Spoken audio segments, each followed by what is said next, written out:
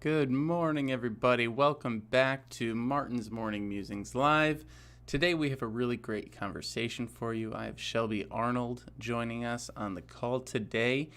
She had commented on a post I made on LinkedIn last week, and we're going to be chatting about how brands only respect brands, how to go from job seeker to a sought out job applicant, and a whole bunch of other stuff. So I hope you got your brown liquid drugs ready, and we're going to get right on into it.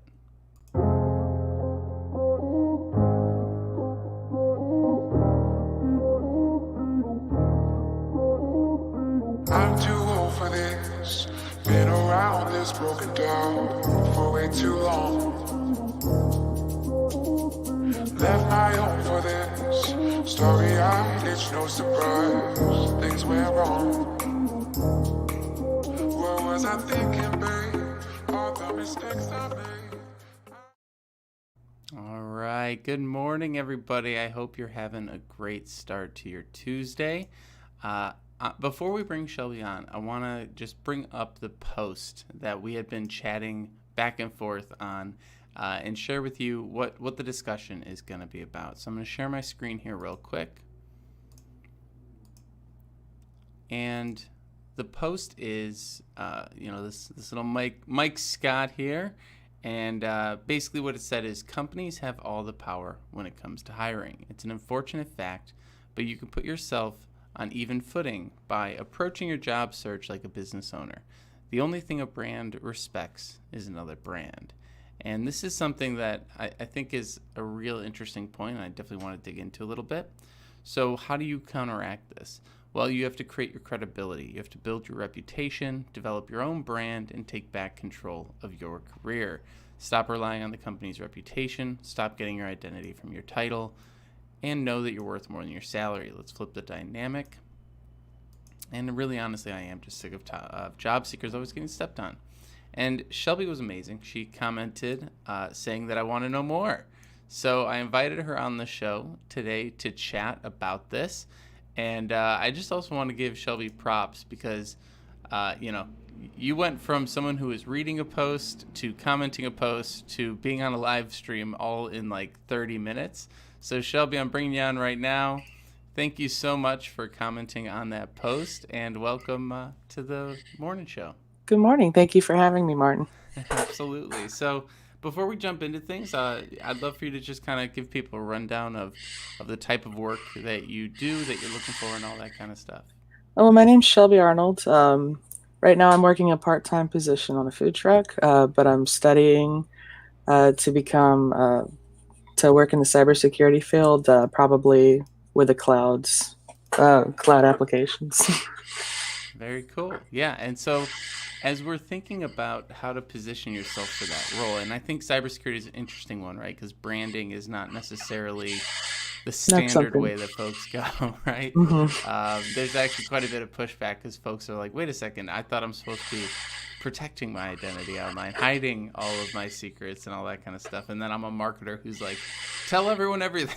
So it's a little bit of a contrast of worlds. But I appreciate you jumping on so that we can, talk through this a little bit and see where that power dynamic is and how we might be able to change it. So for you, how does the job search just feel as a seeker for you? It feels like knocking on a lot of doors, kind of like door knocking in a strange neighborhood, mostly, is what I can equate it to. Mm-hmm. Yeah, and so what have been like your experiences of trying to connect with people or get your foot in the door places? What's been your approach so far? Mostly this year, since I have changed part-time positions a lot, it's been to put in applications and wow them with the resume to get the foot in the door. Mm-hmm. Yeah. So with the resume, are you feeling like do the job boards get any traction for you? What's that been looking like? It just depends. It really depends on the company that I apply for. Bigger companies don't really I find they don't pay their job boards that much attention. Somebody checks it like once a week. But like smaller companies, like the small business I work for now, all over it, all over the job boards, and that's how they're doing their hiring. Yeah, that's a really good point. I think it's sometimes hard to know how companies are going to use these things, but you're really on point with the larger it is, the less the less eyes, or at least the more Hmm. competition, or whatever it might be. There's any number of factors. How did you get the job that you have now? Through a standard interview, mostly. Yeah, I filled out, I think, an Indeed application. Mm-hmm. Went in for an interview, and from there had to convince them that I could figure my way around the truck.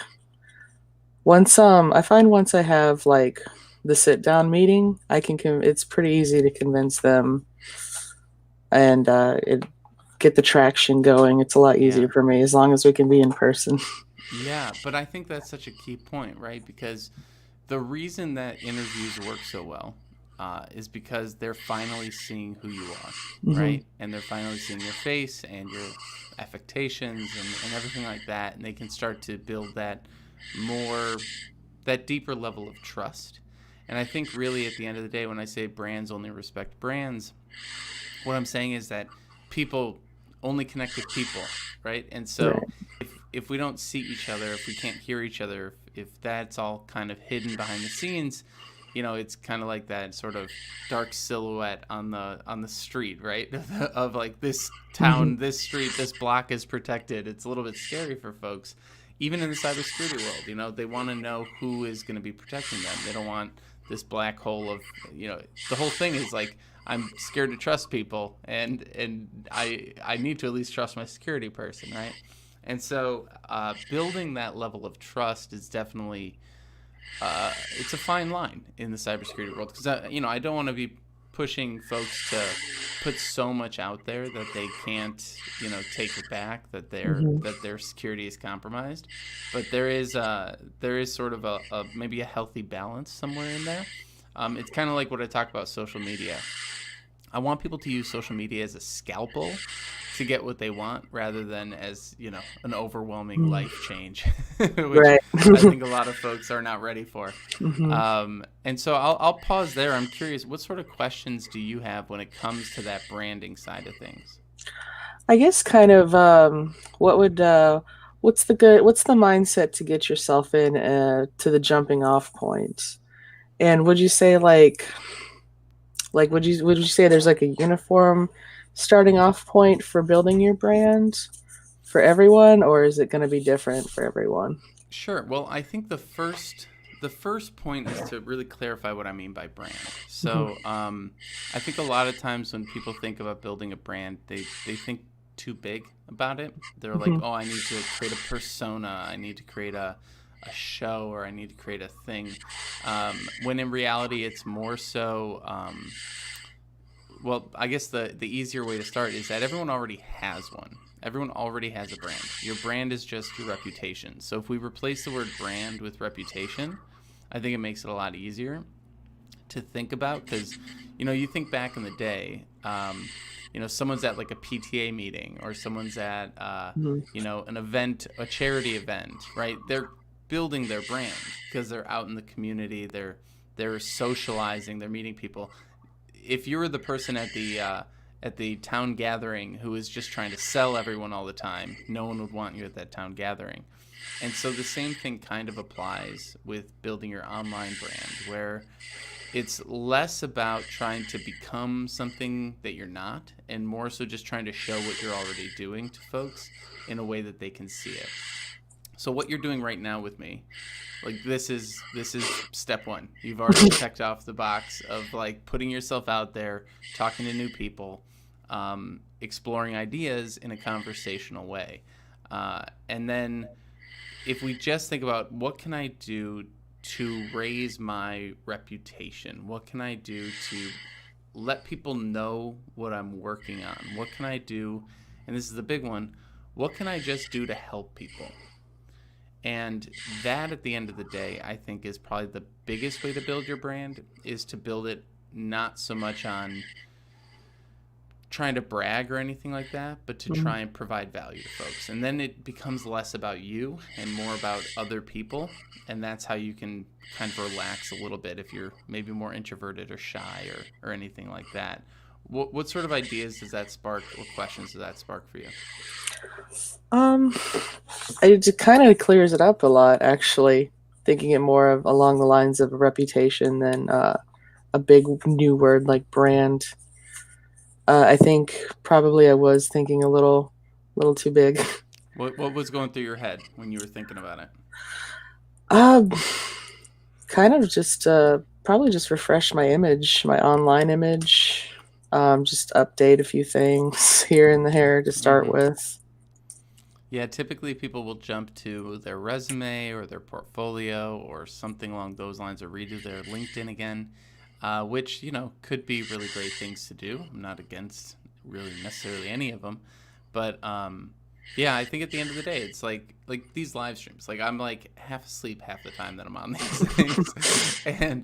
And the goal here is to try and provide some value. Very little value because it's a live stream, it's every day, and it's free. But if anyone can get a kernel of something from this, that's helping move me in the right direction. And so obviously that's a pretty extreme case. It took me like 10 years to get the confidence to do something like this. But on a very, very small scale, I'd love to just maybe analyze the brand you currently have. So what do you think your reputation is at this time? Like, how would you assess your own reputation? I would say my reputation. I'm well known for putting in the work while I'm there. Mm-hmm. I'm always there to work first and foremost. Um, I have a philosophy that nobody can succeed unless everybody's at least doing okay, Mm-hmm. and that really just because I come from a lot of restaurants, if somebody's struggling, it's going to eventually affect everybody else working that day. Interesting. Can you tell me a little Mhm. more about that? Like, what was that like in the restaurant world? Um, well, so before the food truck, I worked at Starbucks, and there's plenty of opportunities at Starbucks for what's called a bottleneck effect, Mm-hmm. where customers are not moving and flowing. So that could be at the warming station, that could be at the drive-through, that could be the register, or it could be on the bar. Um, but whoever's in charge, or maybe not necessarily in charge, shift supervisor at least should kind of divert. But again, uh, look and check on your fellow people, because eventually you'll get to a point where you see that you're slowing down, but someone around you is struggling, and eventually it's going to put everybody behind on their work for the rest of the night. Yeah. Well, you're hitting on some key things that I think are great in the security field too, right? So Mm. the fact that you know you could have the best systems in place, but if all the people aren't on board, all you need is one person to make a mistake and open up a phishing email, right? All you Right. need is that one thing to set everyone back. And so one of the things that I think is helpful in understanding our personal brand or our reputation or whatever we want to call it is that it builds on the things we've done before. So everything we've done up to this point, if I was just like, I'm a career coach and don't ignore my background, everyone would be like, so you just were born out of the womb a career coach? That doesn't make any sense.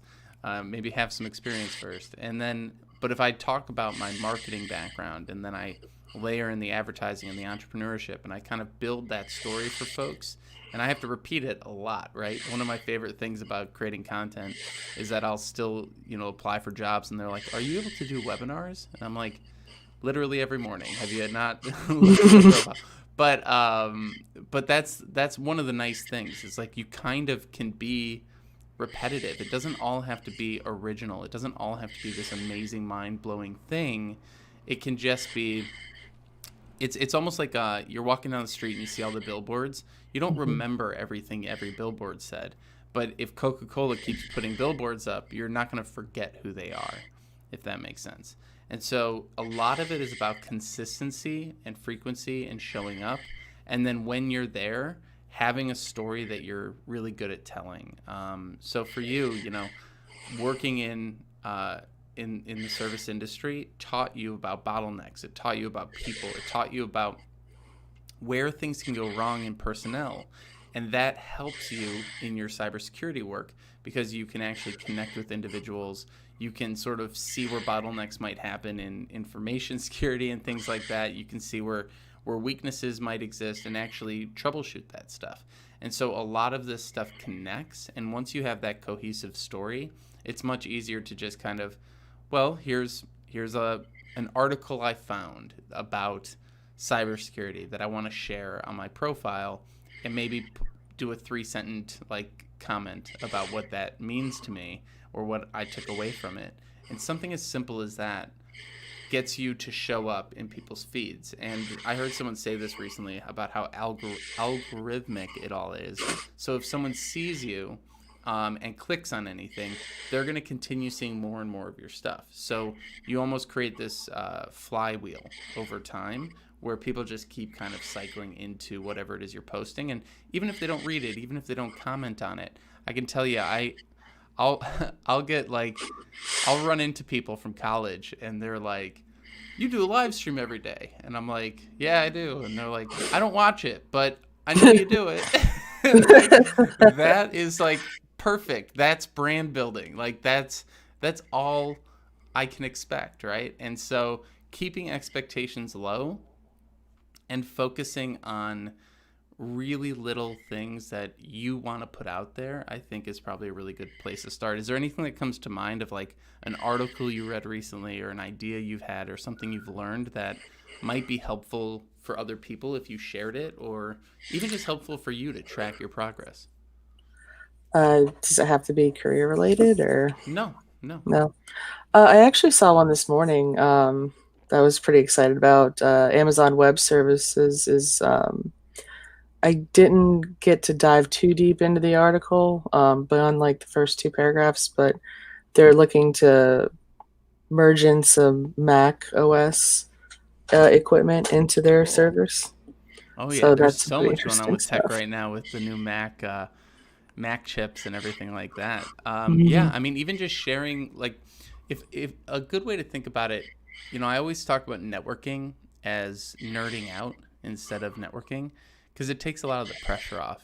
And so instead of branding, we're building reputation. Instead of networking, we're nerding out. And when you look at it from that point of view, now all you need to do is either talk about that yourself or find some other people that also are interested in Amazon Web Services and then just talk about it. It could even be offline. It doesn't even have to be public. Just, hey, we're going to do an AWS Slack group and we're just going to share all this information with each other and build a small community. I think a lot of it is just tapping into what already exists in the world rather than trying to build everything from scratch. I'm someone who loves to build things from scratch because I'm a psycho, but if you can find an AWS group and then share that article in it, or give your 2 cents on it, suddenly you're surrounded by 50 to 100 to 300 AWS people who are like, "Wow, that's really cool. Who's this person that just joined the group?" And now you're going to be able to set up one-on-ones with them or do DMs or whatever it is to continue to connect. Outside of the program you're in, do you know many people that work in cybersecurity? Um, I don't, but I do have a couple of connections that work in general IT. Mm-hmm. So that's a really good starting point, is to have folks that work in IT in your network. And so I think if we were to just take away all the showboating from Hmm. branding, right? Take away all the fancy supreme BS, right? Hmm. And we just got down to the brass tacks. It's very hard to get a job in an industry that you don't know anyone. And Right. so when I was getting into marketing, my number one goal was to meet as many marketers as I possibly could. When I switched to advertising, which seems like not too much of a jump, but it actually, they're rival schools. I had to basically rebuild my entire network filled with advertisers. And then moving into the coaching world, it's just been again a systematic surrounding of coaches. How many coaches can I meet in like 6 months, and just trying to put that challenge there. And again, not every conversation needs to be a mind-blowing conversation or the one that leads to a job or anything like that. It's almost like osmosis, right? You're just so in the thick of so many voices in the industry that you're eventually going to hear or get wind of the opportunity that's going to be the right one. So it's that strategic serendipity in a way. I know we're short on time, so I want to be mindful of it. You got to get to work. Yes. Is there anything that we didn't get to that you wanted to touch on, or? No, those were pretty much all my questions. Is the starting off point and kind of where to go from there. Awesome. Well, I really appreciate you joining us, Shelby. Thanks for waking up early and talking with us today. No problem. Thanks for having me, Martin. Cheers. Cheers. All right. So huge shout out to Shelby. Go look her up on LinkedIn if you're interested in talking cybersecurity with her and connecting around those different topics. And we have a few minutes here today. So I wanted to expand a little bit on that brand idea. And one of the things that I think really stands out to me as I'm thinking about how to build my brand moving forward, well, one thing, I guess, was putting my name in the title. So thanks for everyone who helped me come up with that a few weeks back. It's a constant push and pull between, using your own name or using a brand name or doing all these different things. The more you can do to lift your personal brand and your personal reputation, it's kind of a slight halo effect. So you can start to bring other things up around you. So part of what you can do is create stuff yourself. Part of what you can do is partner with large organizations. Anyone who's got a massive brand out there has either had some sort of controversy or they've been partnered with a massive organization at some point that kind of gave them a leg up. Or they talk about hyper taboo things. There's a lot of weird stuff in the branding world. But there's so many different places to start. It's not a one size fits all. And I think the main thing that I wanted to get across today is that brands really respect other brands. So if you're a job seeker and they're a company, you're at a disadvantage. The company is going to go, well, we have hundreds of you, so you're disposable, right? But if you're a freelancer or a contractor or a business owner, it raises your status, maybe not equal, but higher than job seeker, because then you're speaking as someone who's already got things going on, which you'd be happy to put aside to focus on this work. And that's something I've noticed throughout my career, is the more projects that I have going on, the more sought after I become. And not sought after like they're pounding down my door trying to talk with me. Not at that point yet. But I'm saying sought after like they're actually willing to engage in the conversation and negotiate and talk through things and just be more human in the whole process. So it's weird to say, but branding yourself actually makes you more human and makes these conversations less robotic and less transactional over time. So I hope this was helpful. If you have any other questions, good morning, Sean. Good morning, Juan. The only thing a brand respects is another brand. If you have any other questions on branding or different topics like that, always happy to discuss, go into deeper tentacles of that conversation. And as we continue to build out Martin's Morning Musings Live, we'll be bringing back the Stoicism tomorrow morning.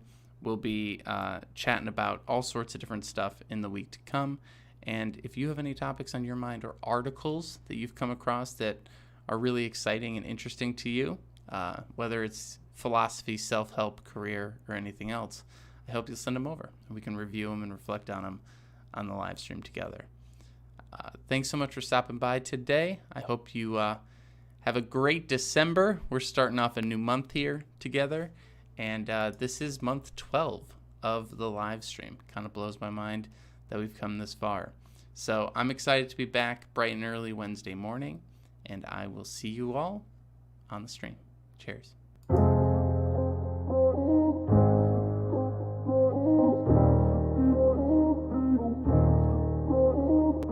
I'm too old for this. Been around this, broken down for way too long. Left my home for this. Story-eyed, it's no surprise. Things went wrong. What was I thinking, babe? All the mistakes I made.